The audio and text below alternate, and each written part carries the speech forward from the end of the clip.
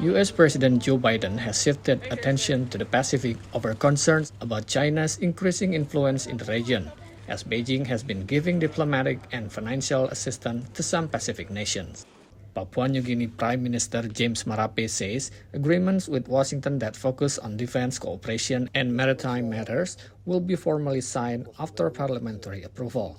Now we're elevating to a specific defense cooperation agreement, something that is falling short of a treaty. And so this has been an ongoing work for some time.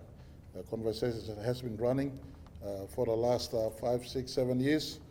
We've now looked into the importance of USA PNG stepping up in our own relationship.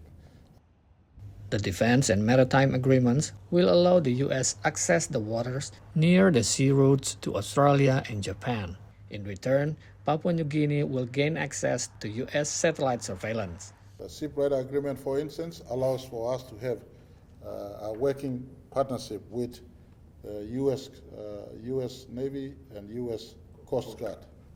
With the U.S. Coast Guard, it now gives us an opportune time to have access not just on maritime access, but satellite access to illegal fishing, drug traffickers, illegal loggers, and all those illegal transportations and activities that happens on high sea.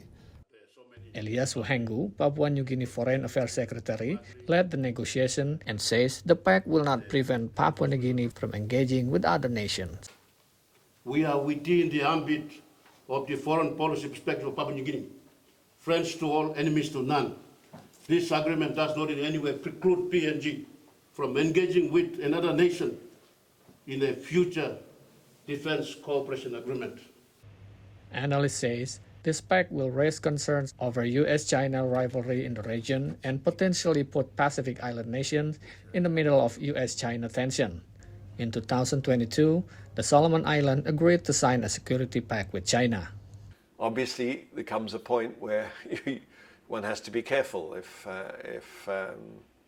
those different external players reach heightened levels of tension, and PNG and its neighbors can be caught in the midst of it. U.S. Secretary of State arrived in Papua New Guinea on Monday and is to sign the agreements at the Forum for Indo-Pacific Islands Cooperation, or FAPIC, summit in Port Moresby. Ahadian Utama, VOA News, Papua New Guinea,